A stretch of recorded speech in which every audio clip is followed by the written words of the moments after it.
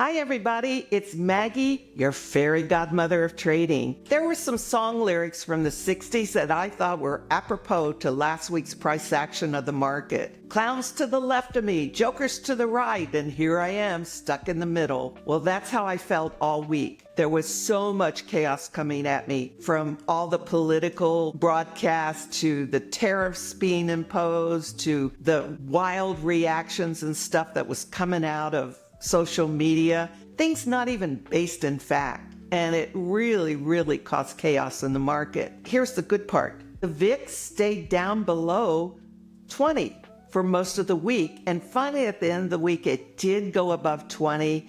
And remember, the VIX between 20 and 25 means I'm panicking. I'm start to getting nervous. And that's how I saw the trading herd. They were calm until they weren't. And so we saw a drop of about, 0.78 last week. And a correction is defined as a 10% drop in the market. Could that happen this week? Yeah, easily. So watch out for that and trade appropriately. Looking ahead, we've also got a couple of economic announcements. Now, I don't expect much reaction from them. The CPI and the PPI. I think we're going to see more reaction for more newscasting and people posting on social media and just the absurdity of all that's going on in the global market. How am I doing through all this? Actually, okay. My gain last week was 1.78. My goal is, of course, 2% a week, but I wasn't unhappy. I had very few trades on, just didn't see much I wanted to jump into in all the chaos. But here's exciting news. We've got a new feature on Investing Buddies I want you to check out. I am teaming up with one of the master future traders.